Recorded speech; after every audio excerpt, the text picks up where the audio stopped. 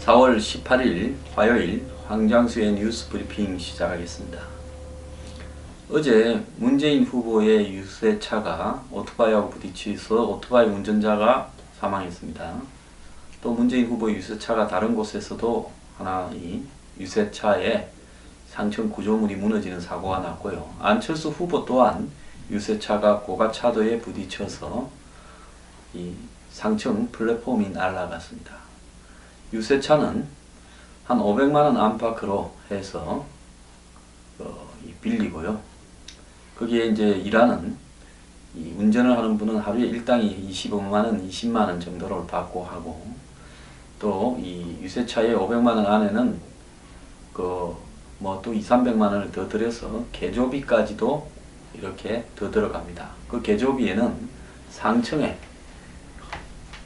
이렇게 상당한 분량의 유세를 하기 위한 일종의 담도 만들고, 옆에 이 구조물 프레임도 만들고, 거기에 플래카드도 걸고, 또 이 각종 색칠도 하죠. 그런데 이제 이 1톤짜리 작은 차는 1톤짜리 차가 제일 많이 깔려 있습니다. 지하철역 옆에 꼭 올라가서 유세를 한다기보다 목 좋은 데 세워놓고 후보의 새가 있다라는 걸 보여주는 용도로 이렇게 되는데요.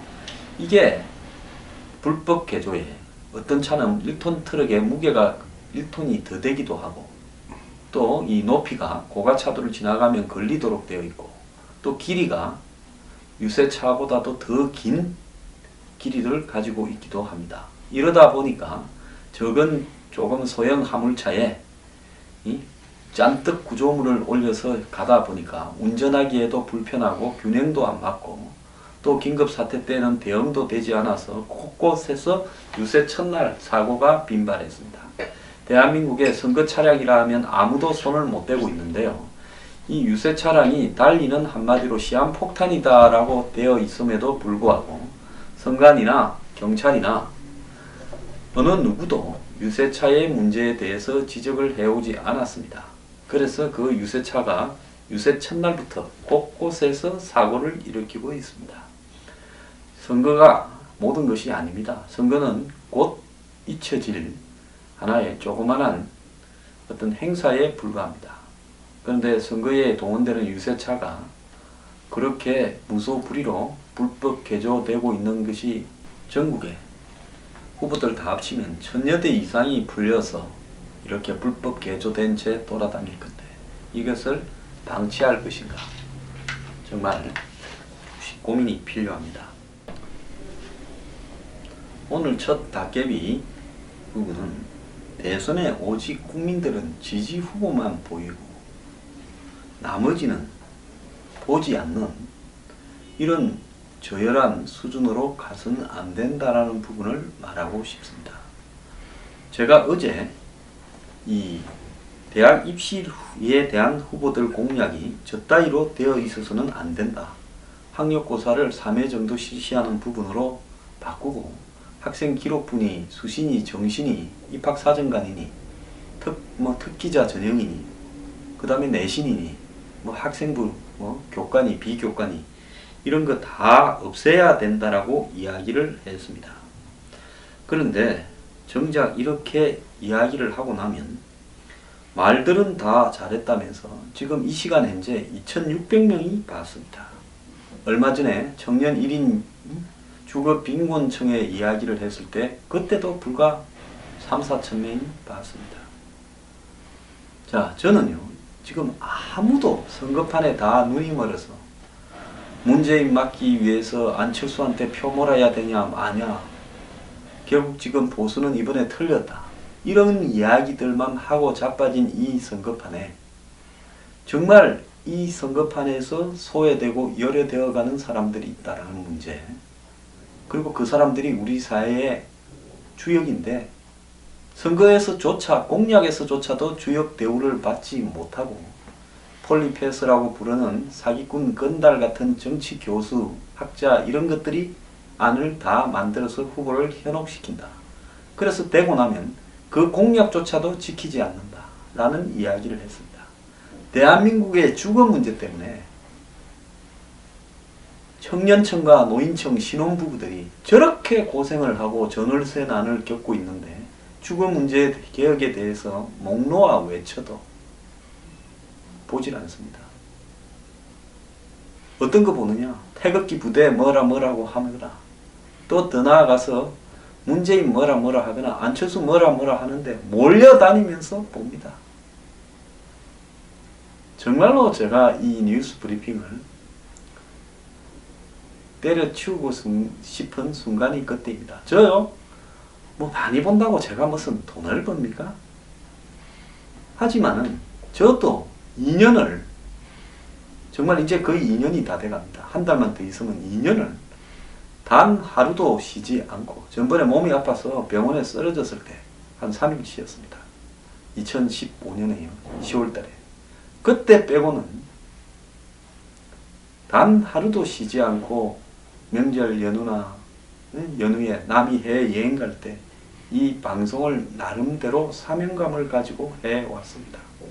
그러면 제가 저한테 돌아오는 반대 급부는 뭐겠습니까? 많은 사람들이 내 방송을 보고 호응을 하면서 세상을 바꾸려고 하는데 동참을 한다. 단지 그 한 가지가 제가 볼 때는 저한테 돌아올 수 있는 유일한 인센티브이자 반대 급부입니다. 자, 그래서 저는 남들이 다 하는 문재인한테 줄 서고 안철수한테 줄 서고 무슨 보수가 어쩌고 저쩌고 박근혜가 어쩌고 저쩌고 태극기가 어쩌고 저쩌고 말을 하지 않고 이 대선의 과정에서 잘못된 박근혜 대통령은 탄핵과 구속이 마땅하다라고 온갖 욕과 피해를 보면서 주장해 왔습니다. 제가 이렇게 주장하면 저한테 가시적으로는 피해와 손해가 돌아온다는 것을 왜 모르겠습니까? 그것뿐만 아닙니다. 그렇게 말했음에도 불구하고 황모와 민모와 더불어서 황장수는 방송 출연을 정지시켜야 된다고 방송사에서 자진 저를 출연 정지자에 상납을 하는 수모도 겪었습니다. 어제 어떤 변호사는요. 그런 보도를 한 언론과 상대로 왜 소송을 제기하지 않느냐. 명예훼손 아니냐.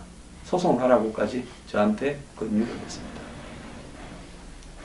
자, 욕은 욕대로 어마어마하게 먹었습니다. 개새끼 소새끼 심기가 약한 사람이 보면 잠을 못 잘 만큼의 욕을 먹었습니다. 내가 욕 먹을 짓 한 것도 아니고요. 심지어 뭐 문재인한테 붙어 먹었네. 박지원한테 붙어 먹었네. 얼마 전에 또 안철수한테 붙어 먹었네 하고 누가 말을 퍼뜨립니다. 그럼에도 불구하고 대통령이 될 만한 센 사람들한테 제가 하고 싶은 이야기, 국민들을 위해서 짚어야 될 이야기, 또 다들 끓이는 가족에 대한 이야기들을 과감하게 했습니다. 솔직히 대통령이 될 사람이 가장 유심히 봐야 될 게 뭐겠습니까? 저 사람이 돈을 벌 때 어떤 행동을 했는가? 물질 앞에서 얼마나 약하고 편법을 저질렀는가? 자기 마누라나 자기 자식에 대해서 어떻게 행동했는가? 돈을 더 벌려고, 비용을 아끼려고 무슨 짓거리를 했는가? 세금을 안 내려고 무슨 짓거리를 했는가? 요 몇 가지만 딱 보면요. 인간성이 보이는 겁니다. 그 외에는 나머지는 볼 것도 없어요. 그런 사람이 집권을 하면 100이면 100 사고가 나게 돼 있습니다. 제가 박근혜 전 대통령에 대해서 왜 박 대통령이 22~23살 먹었을 때 파리에서 돌아와서 올림머리를 하고 엄마 비슷하게 꾸며가지고 한복을 입고 퍼스트 레이디 역할을 수행하려고 했는가? 이거 비정상이 아니었는가? 그리고 박 전 대통령이 그 역할을 하면서 최태민을 끌어들여서 재벌로부터 돈을 뜯는데 얼굴 마담을 해줬는가? 그 부분을 좀 더 심각하게 제가 인식을 했더라면 더 나아가서 80년대 말에 스스로 자신을 유폐한 상황에서 노태우 정권이 들었으니까 나와서 유경재단을 장악해서 그 유경재단에서 최태민이 들어와서 얼마나 전횡을 하고 돈을 뜯어가는데 방조를 했는가? 또 동생하고 그 재단 문제를 갖고 어떠한 치졸한 싸움을 했는가? 또 더 나아가서 영남대학을 둘러싸고 어떻게 장악을 해서 어떻게 부정입학인이 재산을 팔아먹으면서 빼돌리는 일들을 최태민 일가가 저질렀는데 방조를 했는가? 정수장학회와 관련해서 어떤 행동을 했는가? 한국문화재단과 관련해서 어떤 행동을 했는가? 이걸 봤더라면요. 이번에 딱 재벌하고 붙어서 재단 만들어서 돈 뜯을 거라는 한마디로 판단을 했었어야 되는 겁니다. 저도 굉장히 반성하고 있습니다. 그런데요, 국민들은 이런 부분에 대해서 심각하게 생각하지 않습니다. 자, 오직 문재인 돼야 된다 하면 나머지 문재인은 허물들은 보이지 않습니다. 안철수 돼야 된다. 문재인이 싫다라고 하면 무조건 안철수 돼야 된다고 합니다. 왜 안철수인가? 그 사람이 누구 안 되게 하려고 되게 할 만큼 차별성이나 있는가에 대해서는 고민하지도 않습니다. 안철수가 때가 덜 묻었다는데 그 사람이 진짜 때가 덜 묻었는가, 더 묻었는가? 법과 규칙과 원칙과 양심과 정의를 조금이라도 지키며 살아왔는가는 관심도 없습니다. 자, 보수고 40%가 넘는 대한민국의 보수를 자처하던 사람들이 이제는 될 것 같지 않다라는 이유로 홍준표와 유승민을 외면합니다. 더 나아가서 이 망한 보수에 또 오두막집 초가집을 하나씩 지어가지고 거기서 뭔가를 해보겠다고 또 하고 있습니다. 그래서 정확하게 망할 때는 잘 되는 집구석은 절대로 저런 일이 안 벌어집니다. 망하는 집구석에 그 집구석에 아버지 도장 놓고 자식들끼리 남아있는 조금이라도 남아있는 그걸 뜯어먹으려고 쌈박질을 하는 모습을 아주 여실하게 드러내고 있습니다. 그야말로 보여줄 것 다 보여주고 있습니다. 이렇게 해서 보수가 한마디로 무덤으로 들어갔다라는 모습을 다 보여주고 있습니다. 옛날에 초상집에 가면 꼭 싸웁니다. 초상집에 자식들 중에 술 한잔 먹고 앉았다가 친인척 중에 그래서 싸움이 안 나면 초상집이 재미가 없다. 초상집이 아니지라고 이야기를 할 만큼 합니다. 홍준표가 초상집 상주를 자처하고 있는데 저 보수라는 초상집은 아버지 죽고 난 다음에 아버지 유산을 놓고 다 말아먹고 죽었는데 그 좀 남았는가 싶어서 그걸 갖고 지금 세 갈래 네 갈래로 쌈박질을 하고 자빠졌습니다. 자, 그 속에서 보수 유권자라는 사람들은 얼마나 얄팍합니까? 자, 정말로 내가 한번 자기 양심에 묻고 싶습니다. 문재인이 싫어서 문을 막으려고 안철수를 찍어야 된다는 것인가? 안 그러면 보수에 찍어봤자 절대 될 리가 없으니까 적어도 되는 놈 찍어서 내 마음의 위안을 받으려고 그러는 건가?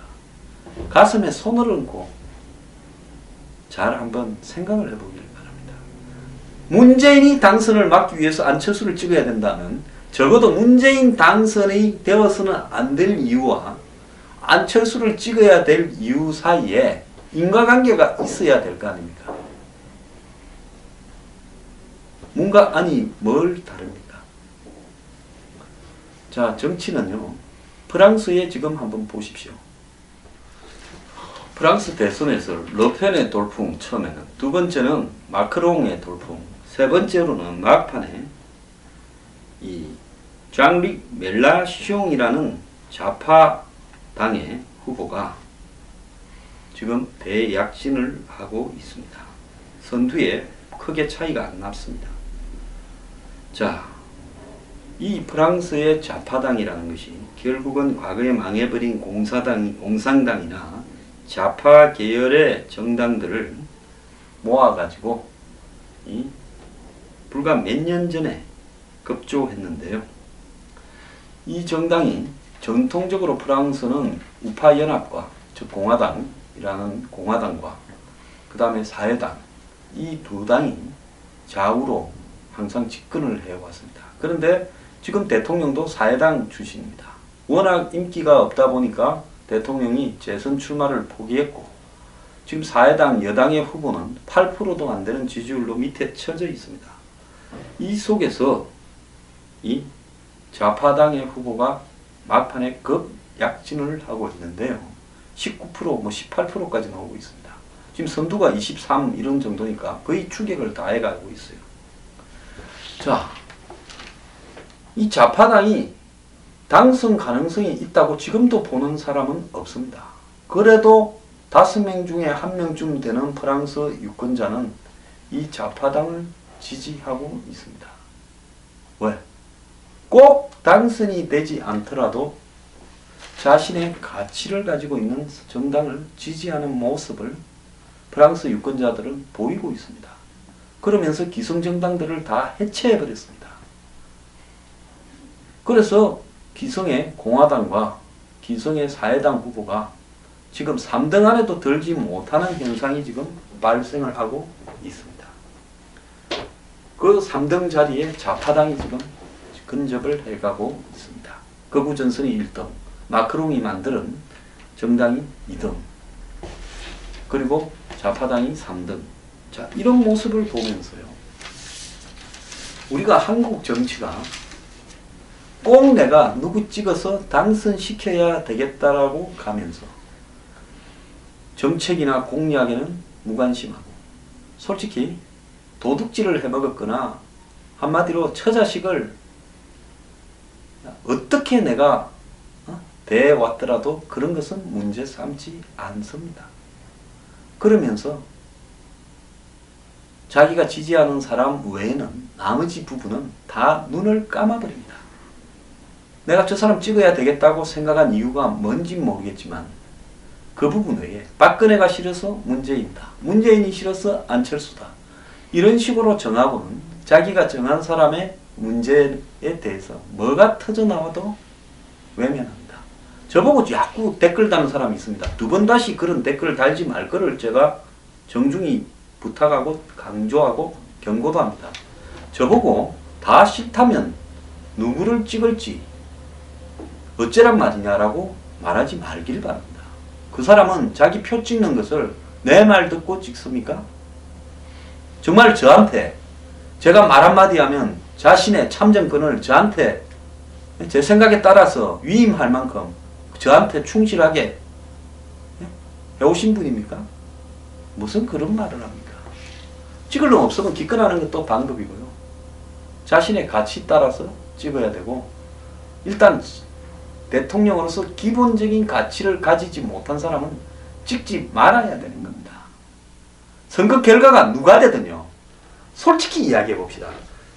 5명 중에 아니면 15명 중에 누가 되든 이 나라가 바뀔 거라고 생각합니까? 조금이라도 나아질 수 있다고 생각합니까? 차선을 뽑아야 된다. 차악을 뽑아야 된다. 웃기는 소리 하지 마십시오. 누가 되든요. 크게 안 바뀝니다. 그럼 크게 바뀌려면 어떻게 해야 되느냐? 유권자들의 정신 상태가 바뀌어요. 크게 바뀝니다. 지금만 보십시오. 대한민국에는 왜 급작스러운 기성 정치권에 몸담고 있지 않던 새로운 정치 세력이 만들어서 정치권 전체를 흔들어 버릴 만큼의 그런 혁명이 일어나고 있지 않는가? 국민들 전부가 정치 기술자, 정치 공학의 대가처럼 떠버립니다. 모르는 게 없어요. 전철 안에서 보면 요즘 전부 그냥 정치 관련 트윗이나 정치 관련 기사 보고 있습니다. SNS에 넘쳐납니다. 이렇게 적극적인 국민들이 왜 정치 후진성에 대해서는 전혀 자각을 하지 못하느냐. 그래서 이번 대선은요. 절대로 사람 보고 찍어서는 안 되고요. 정말 공약들이 얼마나 허접한지 꼼꼼히 한번 읽어보십시오. 공약, 현실에 맞지 않는 공약을 한 놈들은 찍어서는 안 됩니다. 그 다음에요. 개인적으로 돈을 벌거나 특권이나 세금이나 가족 이런 문제에서 하자가 있는 사람은 찍어서는 안 됩니다. 다 그래서 찍을 놈 없으면 어떡합니까? 기권하십시오. 기권도 국민의 선택 중에 하나입니다. 왜 대선을 가서 꼭 찍어야 된다고 생각하십니까? 안 그러면 그 5명 중에 말고 나머지 10명 중에 1명을 골라서 찍든가요. 왜 꼭 나는 될 놈만을 찍어야 된다고 생각하십니까? 기권하지 말고 내가 한 표 찍으면 그것이 나라를 바꾼다. 엿먹으라 그러십시오. 찍어서 나라 바뀔 것 같으면 벌써 바뀌었습니다. 성간이 하는 소리 같은 헛소리 그걸 아직도 믿고 있습니까? 그래 찍고 와가지고 내 누구 찍었다고 인정샷 투표했다고 인정샷 정말 창피하지 않습니까? 올해 그렇게 하는 연예인 하나라도 있으면 제가 진짜 욕을 할 겁니다. 투표하라고 강요도 하지 말고요. 누구 찍으라고도 강요하지 말고 굳이 누구 찍을 이유를 억지로 만들어내지도 말하는 겁니다. A, B, C, D, E 다 잘못됐다면 안 찍는 거죠. 그 찍을 거를 누구 찍을지를 몰라서 저한테 묻는 겁니까? 제 속을 떠가고 그래서 저 속에는 뭐가 들어앉았나 싶어서 알아보고 싶어서 그러는 겁니까? 저는 기권을 할까 심각하게 고려하고 있습니다. 왜? 투표를 억지로 강요하는 이 사회 풍조에 대해서 그게 아니다라고 말을 할 수 있는 것도 권리지 않습니까? 왜 투표를 강요해야 대한민국의 모범 시민인 것처럼 이야기를 합니다. 우리 정부 좀 진실해집시다. 솔직히 출마한 후보들 중에요. 서민들의 삶을 이해하거나 마음에서 애정을 가지고 있는 사람은 하나도 없습니다. 저는 운동권 출신 후보마저 정말로 서민들의 삶을 있는 그대로 보듬으려고 하는 자세가 있는가 의문을 가지고 있습니다. 이번 대선이요. 대한민국 바꾸는 계기 안 됩니다. 변화 엿먹으라고 그러십시오. 그냥 이대로 가면 또 그렇고 그런 지금까지 있어 왔던 대통령들의 불행한 역사를 반복하는 방향으로 갈 가능성이 매우 큽니다. 자, 우리가 그런 과정들을 다 겪고서야 언젠가 대한민국 정치가 나아진다면 그것도 우리한테 주어진 운명이라면 운명입니다. 받아들여야지.